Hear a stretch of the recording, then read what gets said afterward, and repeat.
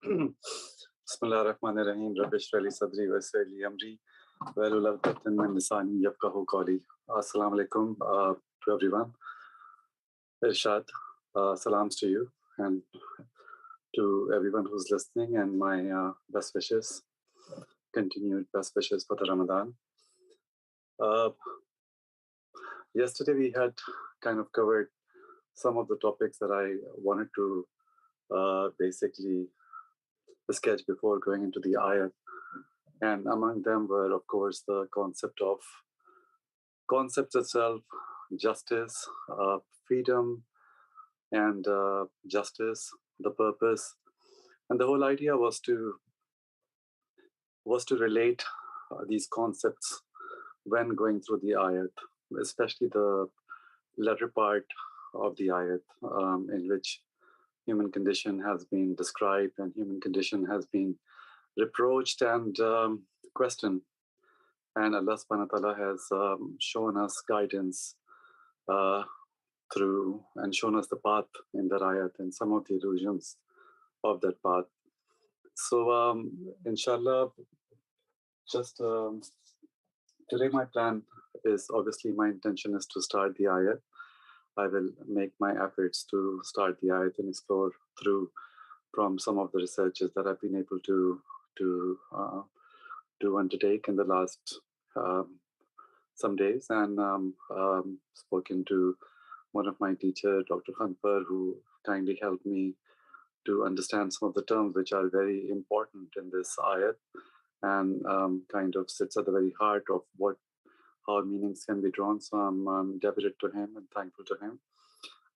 But obviously, my research, my is not very exhaustive. So just something that maybe we're all kind of, familiar with. So I will just go through that as my attempt and effort to just go through the ayat. But I think my main purpose was to bring all those concepts so it can be relevant to our issues of life.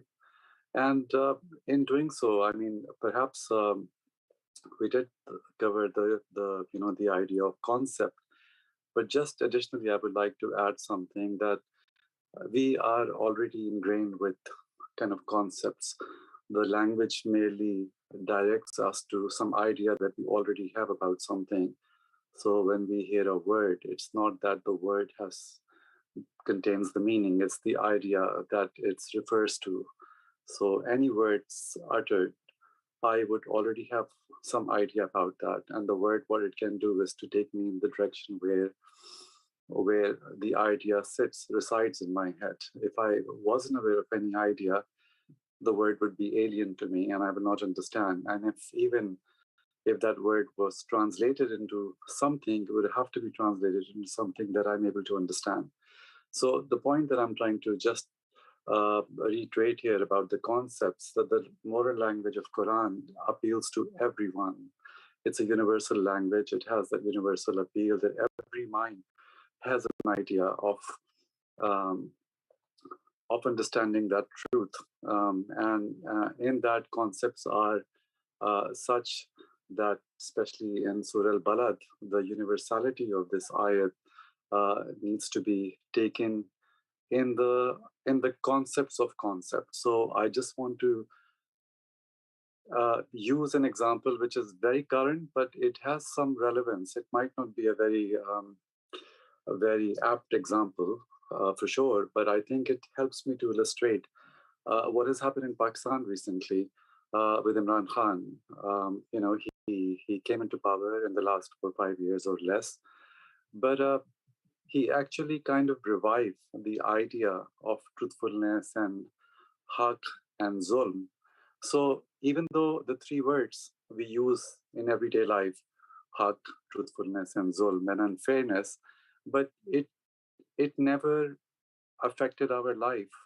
I mean, it does have no impact on our lives for the last 20, 30 years, what has been going on in Pakistan with that amount of people living in that country, and such corruption was continual, and there was no concern to that to the extent that it has happened now. And may Allah increase everyone's tawfiq.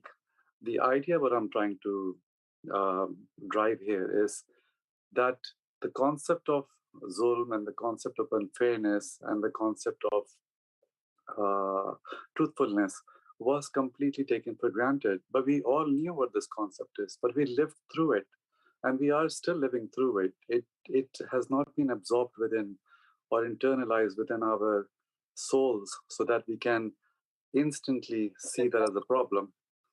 Uh, so, so basically, my point is that this idea has been kind of invoked, and people have been alerted to the the deeper implications and the deeper deliberations that we should have towards zulm and haq and truthfulness, and the very beautiful thing that has come out of it, which is again uh, shows the universality of ideas, that it's irrespective of who the people who have uh, gathered out and come out in rallies. They are from perhaps from every sect in Pakistan and different tribes and everything. But there is nothing of such loyalty or association to that tribe, but it's the appeal of the concept of zulm and the concept of haq and the concept of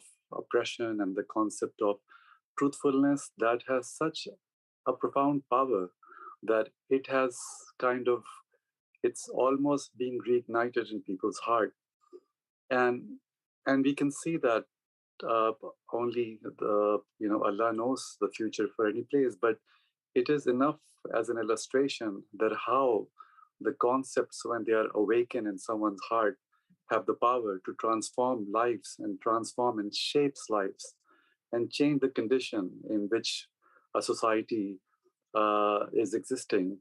So again, my concept, my idea that when I was insisting that we need to understand the concept of Quran is in very much in in the concepts uh, that are in the narrative, and exhort others to perseverance and compassion. So I would like to say that just like just a parable, it might not be a very apt example in a parable, but just putting that, giving that example of Imran Khan and the conditions in Pakistan situation, what's happening. So suddenly all those concepts which we have been oblivious, or we were living heedless. We were heedless about these concepts, even though we know these concepts so well.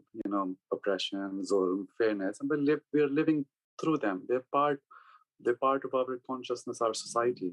Uh, but they are being kind of revisited with more deliberation. Similarly, the word patience, the term patience, I mean, how families, just a bit of introspection and self-examination and examination of our community, that, you know, so many conflicts arises in families. So many conflict arises in the loved ones and the extended family, and purely because of one's and others' expectation. And this has become so, it's prevalent in society. Even I'm talking about our own community, and I'm also part of it. I have experienced similar, we all experience similar kind of things, so no one excluded. But how families are broken, how differences are quickly taking place between groups of people, between families, between nations, between tribes, between clans. If we really understood, if we really absorbed the concept of patience, I'm sure that this would not be the condition of a community and society. So although we live by this word, and then Ramadan is a great example of how we are all able to hold ourselves, abstain ourselves from the very basic needs that we, the food and other things that is very hard to, and you really need patience to go through. But this patience and the patience that we're talking about here, it has, it's quite a gulf between them. So even though we are very aware of the term patient, it is not absorbed within our souls as it should be, and especially as it's been reminded in this surah. So there were just some points I wanted to kind of bring it, precede the ayat that I will try my best to, explore with you or go through with you with some of the notes that I've made so I can uh, see them as well. But just as an introduction to Surah Balad, uh, this it's a Meccan, early Meccan by most, what I have come across that by most commentators. It's a early or mid Meccan surah, but some have held that it might have been Medinian, purely on the basis that that apart from the first four verses, the rest they considered them to be in Medina, revealed in Medina. But nevertheless, that's not the majority opinion on Surah Al-Balad. The title has come from the first verse that I swear, Bismillah ar-Rahman ar-Rahim. I'll just take the.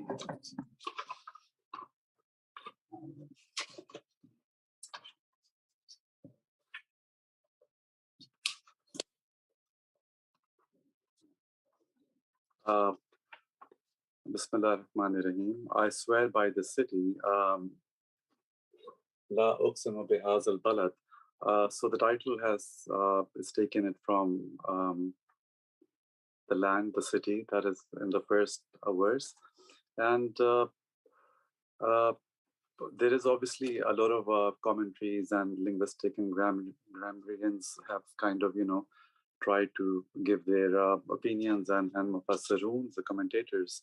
So it starts with ne or la, which is often taken as a negation.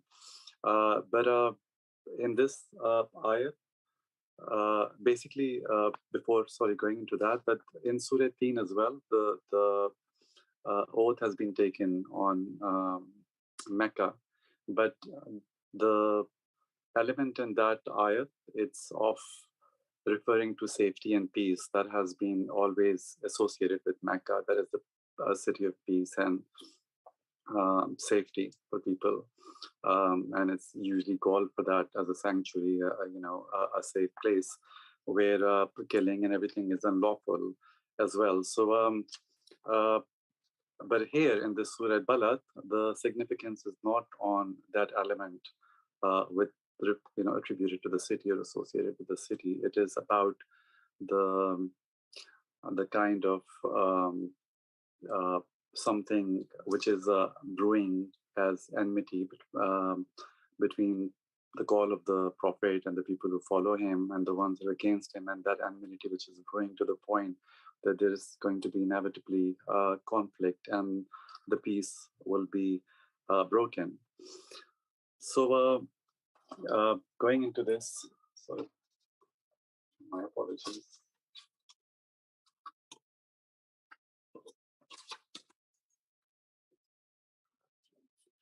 So some of the commentators have kind of suggested that la is actually inserted as a negation, but that's a very minority view, which is to say that I do not swear by this city, and the implication is, or the reasons behind is, sorry, somebody just asked me if there's a Zoom link for today, that God is saying that what I'm about to proclaim is so powerful that I do not have to take the oath for this city. But that's not a majority view, that's a very minority view. So Allah subhanahu wa ta'ala is swearing by this city. The other opinions are like Allah is about to say something that is contrary to what people hold. And before he kind of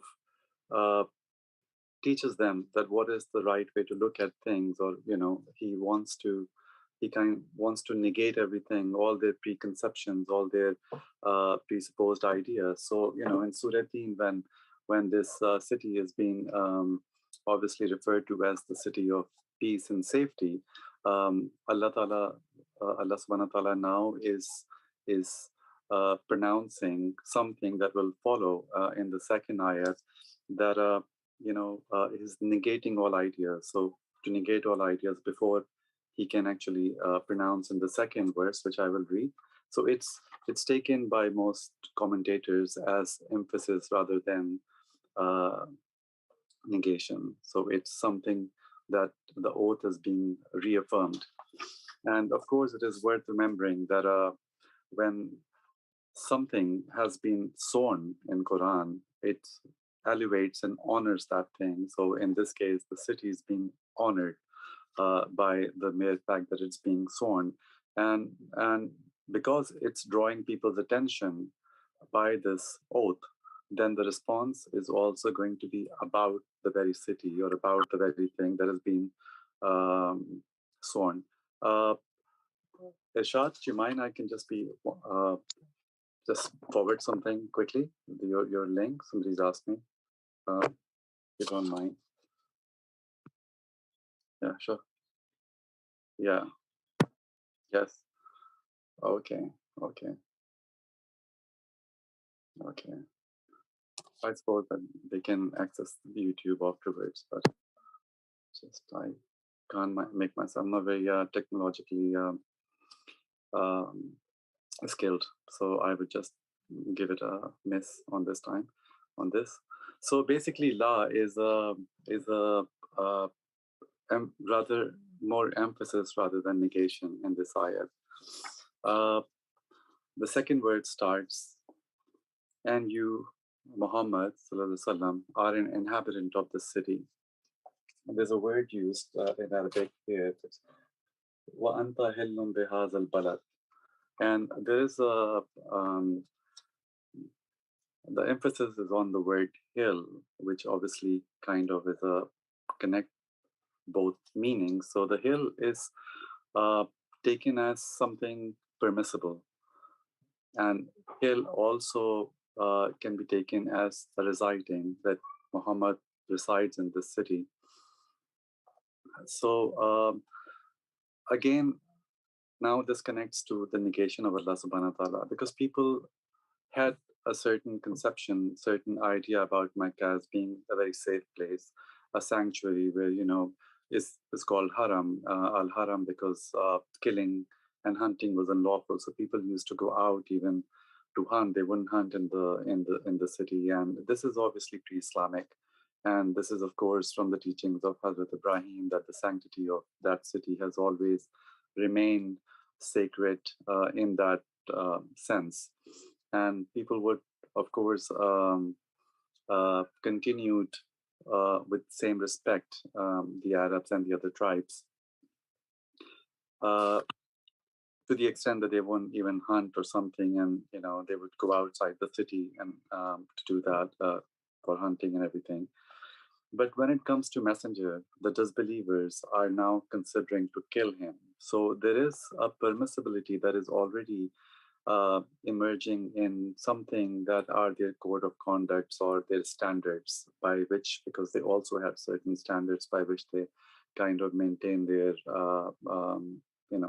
social and political organization in that sense. So now they are ready to actually break when it comes to Prophet Muhammad. And of course, the city, Allah subhanahu wa ta'ala is announcing that Muhammad, you are an inhabitant of the city. So he's actually, you are free in this city in one sense. And the Quraysh, actually, because they have been the custodian of Kaaba, and it's not that they would disallow somebody, it was already, would have been seen as a intolerable thing that to stop access, let alone the Prophet of Islam or the Prophet of God, that they are kind of resisting his access to uh,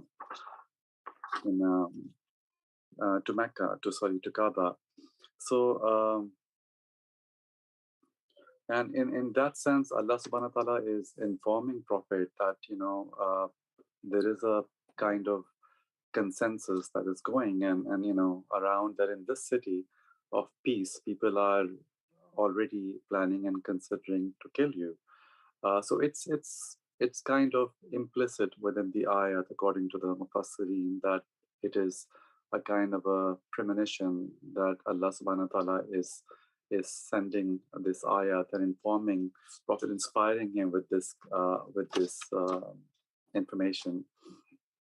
And they were ready to kill him. Uh, and they were ready to break all their oaths. So there is a standards being broken on their side. So Allah subhanahu wa ta'ala is, when he's saying nay, so we have to connect this nay or this la that he's negating um, before he's swearing by the city. And the negation is again that whatever ideas you had, I am going to now announce something that is going to be contrary to that.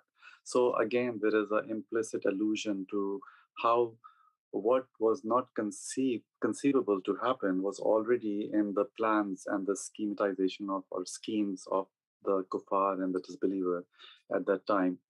Um, but since Arabs would not attack somebody from their own tribe, so they had to kind of plot the whole idea how to do that. So they consented that one member of each clan could um, could participate in the murder of uh, our Prophet, peace be upon him. So there's a premonition. This ayat is kind of alluding to what is uh, already brewing under the surface, and that's why he's swearing by the city with the negation that negating the ideas, preconceived ideas, because they're already are in the process of being undermined and compromised.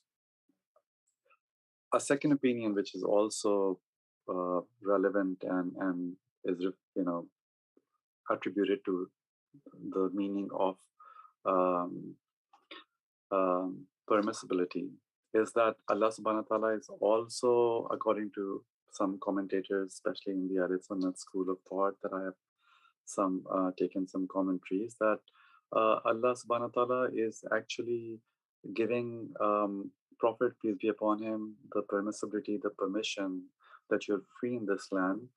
And this implied the conquest of Mecca that would happen, of course, much later, that in which Prophet himself is reported to have narrated that Allah subhanahu wa ta'ala has made Mecca sacred on the day when he created the heavens and the earth, and to the last hour when it will come, and he has made it unlawful for anyone before me to spill blood or to break the peace here, and anyone after me. And he's also made it unlawful for me except for an hour in a day. So this is again would be kind of only makes sense in the context that Allah subhanahu wa ta'ala has already announced the victory of Islam in the form of conquest of Mecca. And not only that, he has kind of in this ayat, uh, explain the conflict, but also the victory of Islam that would take place. So he's in that sense, it is again in this, and Muhammad, you are in the city, alludes to this permissibility in the word, Arabic word hill. Um, uh, there is one more opinion on this surah. The third opinion in regards to the term hill is when it is taken in the meaning of um, descending, to arrive or to descend somewhere. So when it is somebody is descending or arriving, and the meaning that has been taken, or the view that has been taken by the commentators, is that because Prophet had kind of descended upon the city, especially after receiving the revelations, he this in this sense, it is the word is taken hill, that he's descended and has arrived in the city, and Allah is saying that you are here as a permanent resident of the city, and this city is your permanent place, like in obviously in his lifetime, that where he can establish his rule. And even though he was expelled from Mecca, but this again allude that he would be able to come back and establish his rule, and and the guarantee that is already been confirmed and affirmed in this ayat in of course in advance is also quite quite kind of profound in this ayat, that it's this ayat is almost like the victory has already been announced in advance. And the root word of hil also comes from halla, which means to untie. So the context that is taken here, that when he receives the revelation and he came back to the city of Mecca, he kind of untie, meaning like to settle down here as permanently. But this verse could also read as, of course, by a lot of commentators, or major part of it, that Allah subhanahu wa ta'ala is also honoring the city, and by taking the oath and saying that Prophet, you were in the city, refers to, and directly refers to the fact that Allah is saying that the city is honored because you are present in the city, O Muhammad. So this is some of the commentaries and some of the opinions that have been uh, included in some of the tafasirs. And by the father and what he fathered, the third ayat. وَوَلَدٍ وَمَا وَلَدٍ.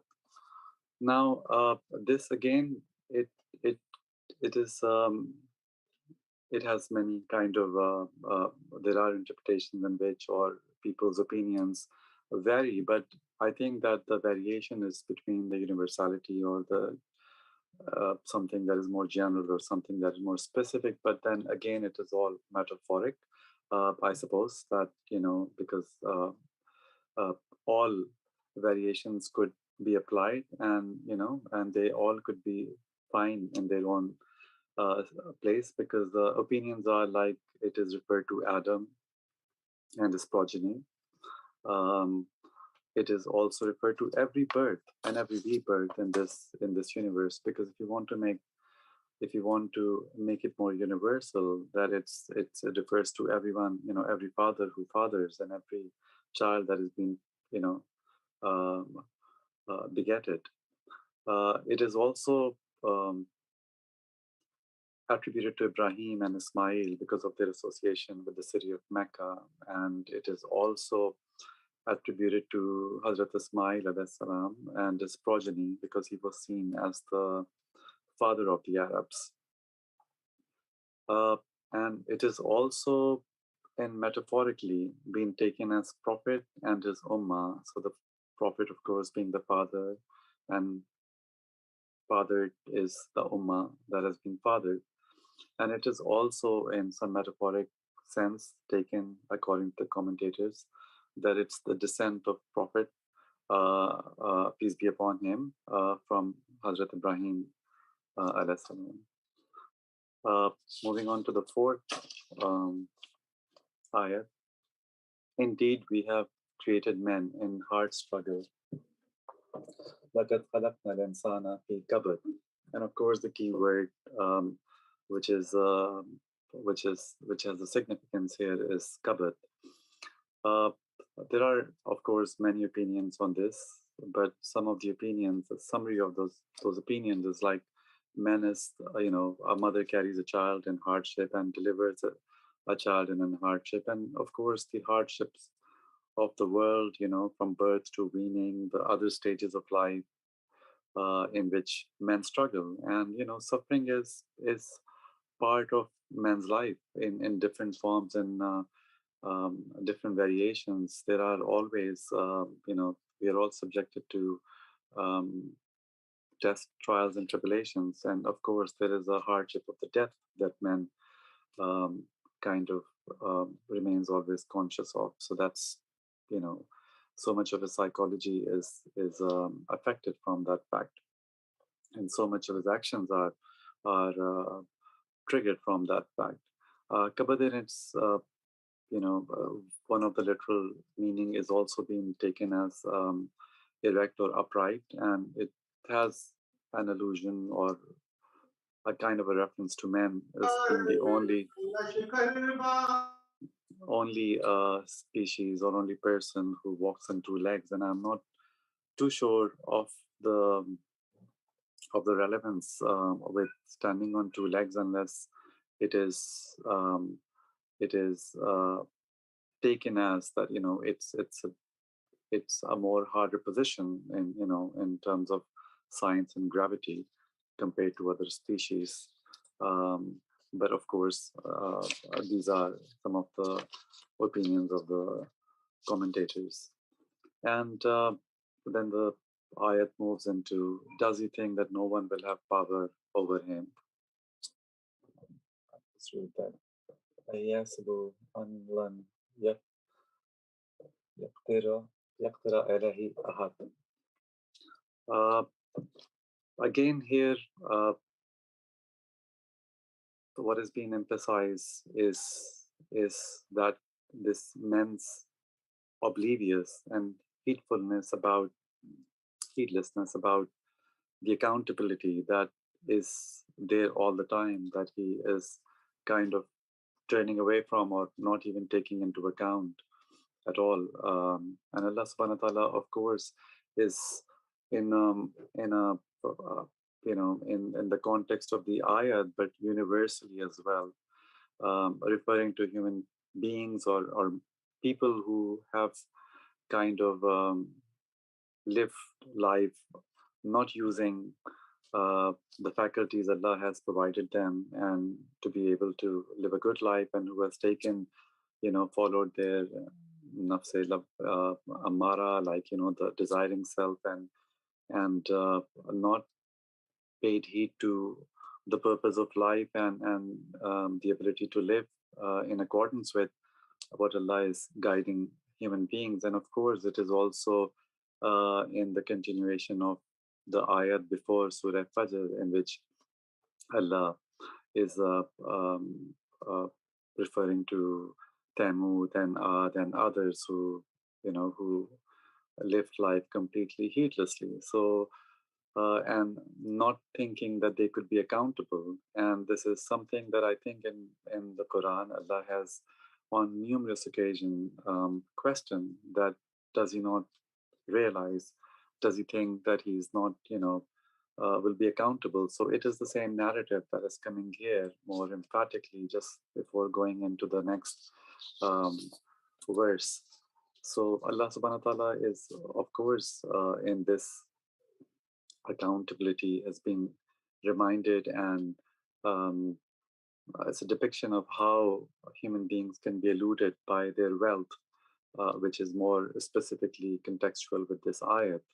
But in, in a more broader sense, that how man or human being, with whatever strength that they have been endowed with, it could be physical strength, it could be mental, or like intellectual abilities, or wealth, that in the delusion that they have, they are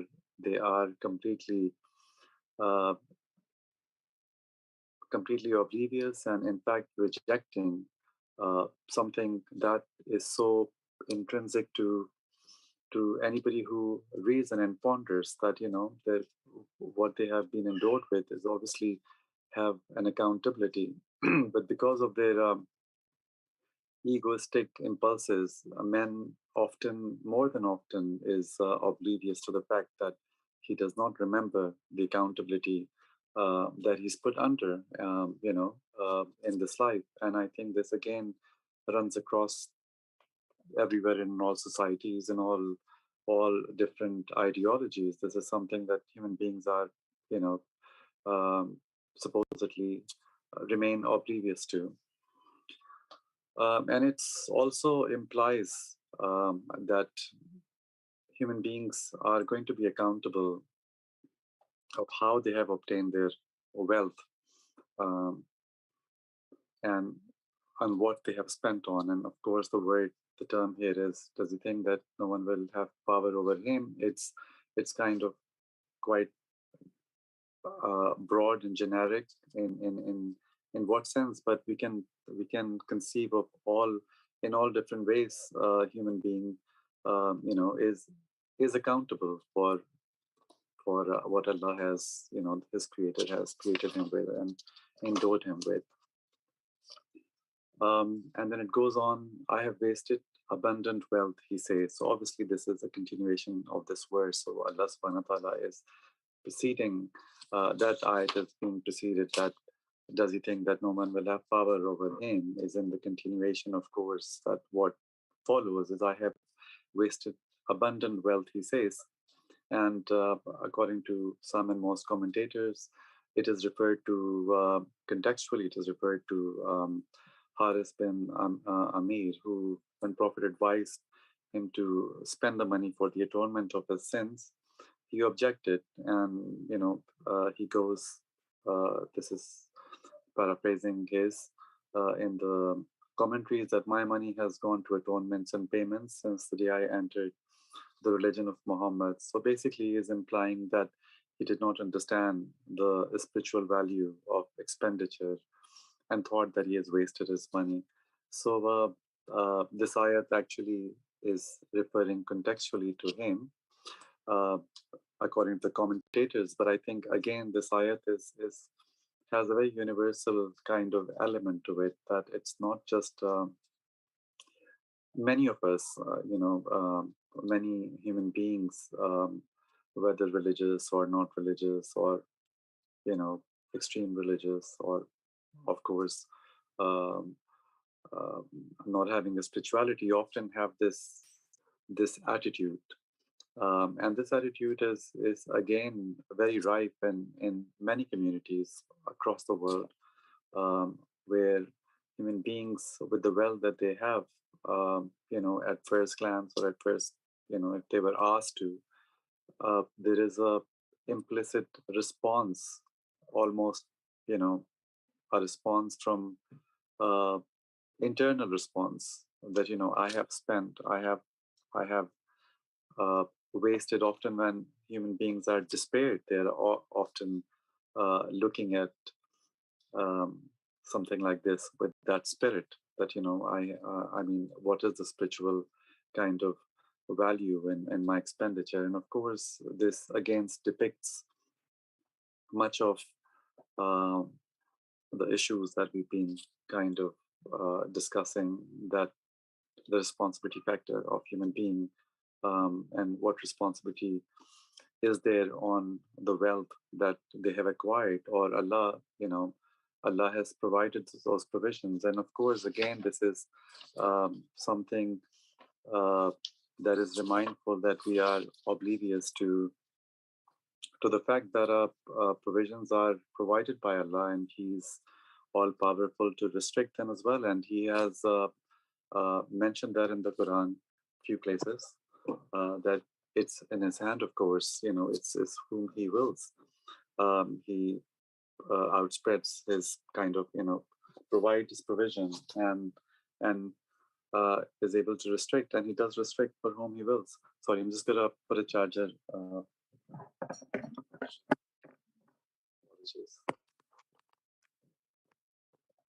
Time where we are. How much time have we left?